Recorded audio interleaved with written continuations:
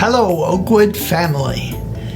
I experienced a very powerful moment as I arrived at the Oakwood church building one day this week. I had pulled up to the light to make the left turn on a cloudy, cold day. And just at that moment, a spot opened up in the clouds and a shaft of incredible light shone down, flooding Oakwood Church. Tears welled up as I thanked God for all of you and for the amazing work that God is doing among us. Last night, I had the joy of gathering with 45 of our church leaders who are true servants of Jesus, including staff, elders, transition team members, and spouses for a night of celebration and appreciation. So many have invested so much in these important days at Oakwood Church. I am grateful for these men and women and grateful for each of you who have invested prayer, input, and time to see Oakwood continue to thrive. I'm often reminded of the 130 intercessors who are praying regularly for this process. As you know, we have officially launched our search for a new lead pastor. Your search committee has done a stellar job of creating a church profile as well as a lead pastor profile and job description as we look for the man God has put his hand upon to lead Oakwood into the next chapter. The elders are now working diligently through the 8 items that are considered to be priorities as we prepare for the arrival of that new pastor. I wanted to update you as to where we are in that process. First of all, the elders have led the process of reconciliation conversations. I know that you can appreciate the need for confidentiality and discreet procedures when it comes to matters of conflict resolution. Just know this, the elders have been taking this very seriously, bathing every step of it in prayer. We are also developing structures to facilitate healthy ways of working through conflict in the future. You will hear specifics on those structures when we have our next interim update gathering.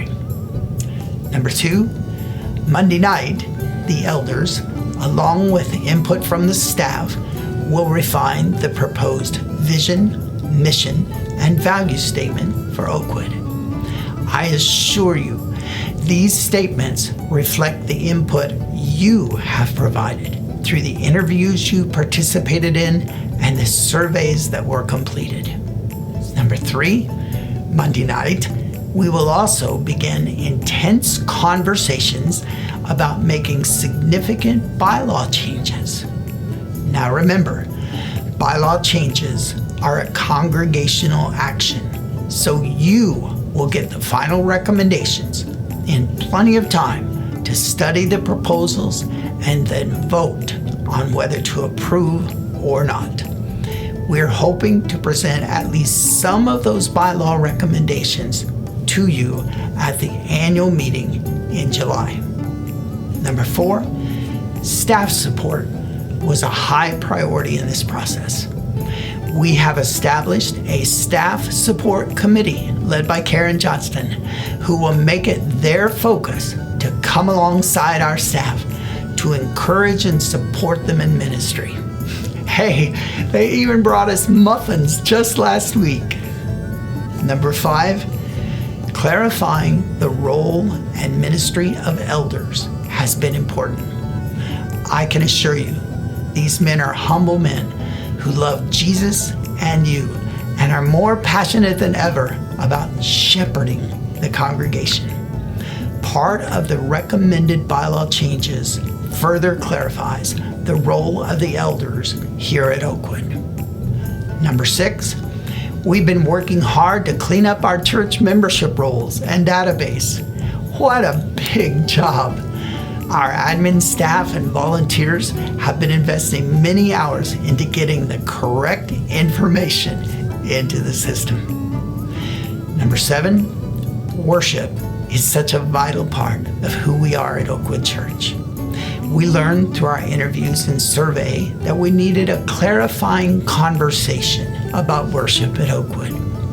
The transition team, in concert with our worship director and assistant, have created a masterful worship profile that will be available once it is finalized by the elders. And finally, the final assignment was a pastor profile, job description, and church profile, which was the responsibility of the pastoral search committee. They've done a terrific job, and the work is complete.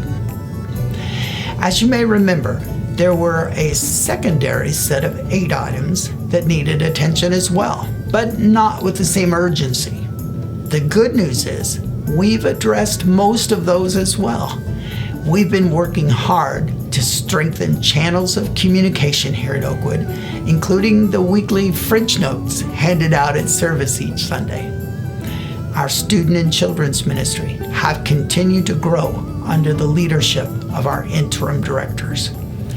We have intentionally been investing in leadership development and opportunities to grow in disciple-making skills. We see God doing amazing things. Over the last few weeks, we've seen him add new people to his kingdom as several have surrendered their lives to Jesus. We've seen many sign up for our next new member class as God adds to his church. We've seen you generously and faithfully give, as even though we've been a bit behind budget, we've remained fully in the black this fiscal year. I know this has been a difficult time for many as well. Change is never easy, and a lot of change coming at once is even harder. And while change brings some very positive things, it also brings some losses. And even if losses are necessary, they are still difficult. When Elaine and I arrived here, we were handed a church directory done in 2018. In 2 years, 7 staff people had departed, as reflected by that directory. And since our arrival, 6 more staff have left. It is not uncommon to see that happen in a transition of leadership, but it's still not easy. The staff who remain and those who have come on new have done an amazing job of serving you as well and keeping the ministry of Oakwood Church on target. So, put the date, June 26th, on your calendar now. That will be our detailed update gathering. We will gather at 5 p.m. for a salad potluck supper, followed by a fun game with prizes, some sweet worship and prayer, and tons of information. We will live stream the main session for those who cannot attend in person. So grateful for you, Oakwood Church.